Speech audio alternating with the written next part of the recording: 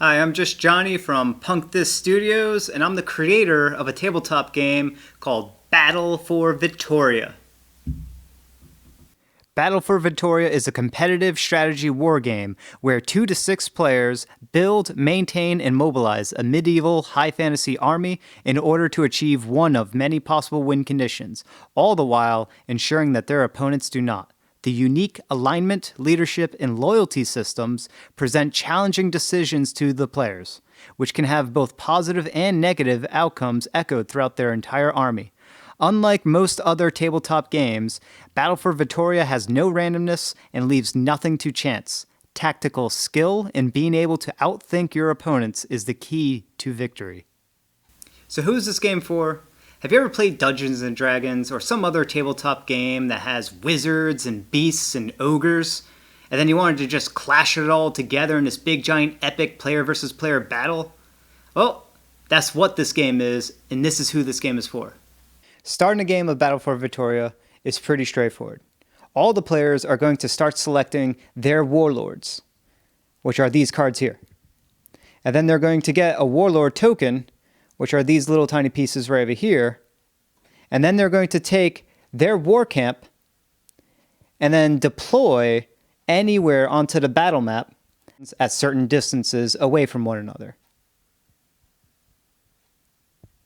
Now, the objective of this game is to be the last player standing.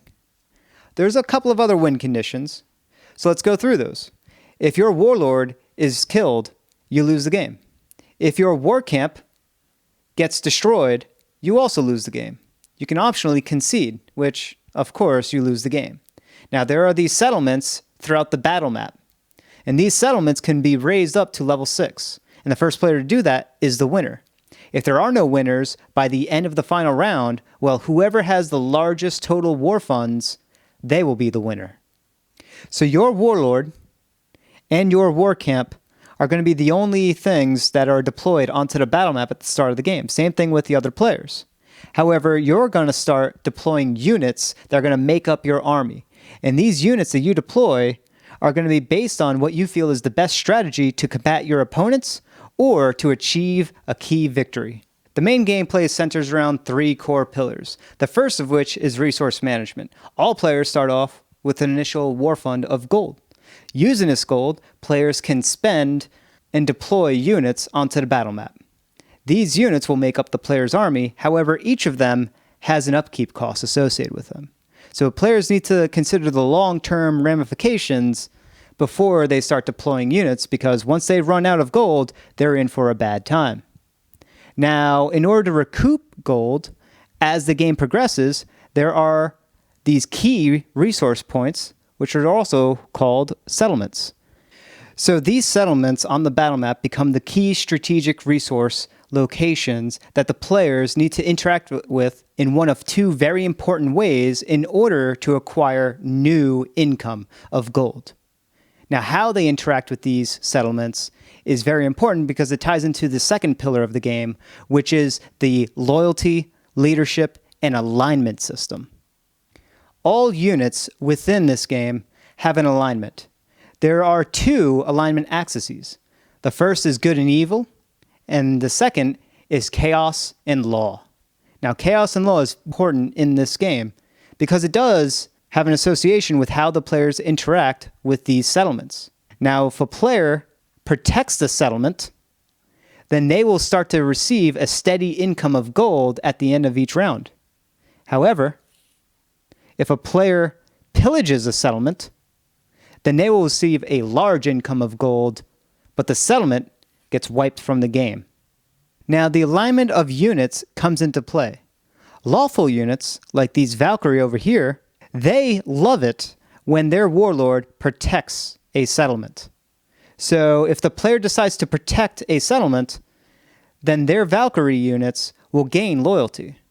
However, if the player instead decides that they want to reap the rewards of pillaging that settlement, that is a chaotic action. And that's going to cause these Valkyrie to lose loyalty. If the player had any chaotic units, they would gain loyalty. Now, there is neutral units in this game as well. Neutral won't care either way. They won't gain or lose loyalty depending on pillaging, or protecting. Now, loyalty is particularly important for this game. When a unit is deployed onto the battle map, it starts off with no loyalty towards the warlord's cause and their campaign. And the player must do what they can in order to build up loyalty for their units.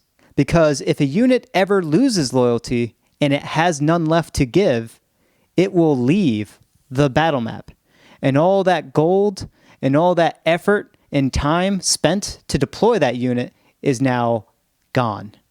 Not only is the actions of how a player interacts with a settlement important with loyalty amongst their army, but it's also important to pay attention to the composition of your enemy's armies, because they can use units that can manipulate the loyalty of your units and demoralize them and cause a loss of loyalty. But you can counter that by deploying units that help bolster morale and therefore generate loyalty for your own units. Now, the gaining and losing of loyalty is represented by these white buttons right over here. So therefore, whenever a unit gains loyalty, they'll start to accumulate it on their respective unit reference card. Whenever they lose loyalty, they pay it out and it is gone. Now, loyalty is particularly important because it helps the warlord build up leadership. And leadership is built up at the end of a game round. A warlord can exchange the loyalty of its units and cash it in order to get leadership. Every 3 loyalty cashes in for 1 leadership, and leadership helps fund very powerful warlord-specific abilities, which can have devastating effects on the battlefield. Now, there are other very important reasons why you want to have your warlords accumulate lots of leadership and your units to accumulate lots of loyalty. But I'm not going to go over that right now. Just know that there are other resources called supply, which is represented by these red tokens here, which tie into limited use abilities for the units. Now, the third pillar of this game centers around combat. Now, there's a lot of nuance to the combat, like the terrain itself, that needs to be considered, but I can't cover that right now. What I can say is that for a particular unit's turn, the player needs to consider their movement, which is in an up, down, left, right fashion, and also each unit has a certain number of spaces they can move during their turn, but also in taking an action with that unit. And that can happen in either order, where a unit could take an action first and then move, or move first and then take an action. Now, these actions are based on the abilities that are listed on that unit's reference card. Not all units can attack, but the ones that can attack will be listed on the cards and can either be a melee attack, at which point the 2 units need to be right next to each other. This is called nearby. Or a range attack, which could be right next to each other, or a certain number of spaces away, which is listed on the unit reference card associated ability. Now, an important thing about this game's combat system is that it focuses heavily on the damage type system. Every single unit has a certain number of vulnerabilities, resistances, and immunities to certain damage types. And the damage dealt to one another will be increased or decreased based on not only the number of attacks being dealt to that unit during its turn, but also the damage type and whether it's vulnerable or resistant to it.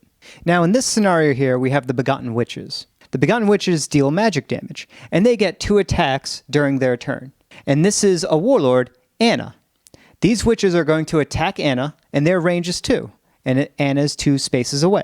Now, in this game, all damage starts at 1 per attack. So the Begotten Witches do 2 attacks, 1 damage each, and the damage type is magic. Anna, according to her reference stats, does not resist magic damage, so she takes the full 2 damage. Battle for Vitoria is a big game.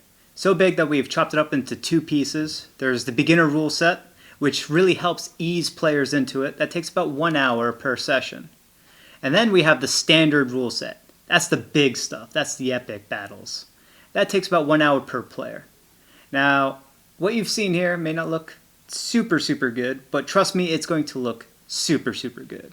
We have some fantastic artists. The artwork is going to be excellent, and we're going to be launching a Kickstarter sometime later this year.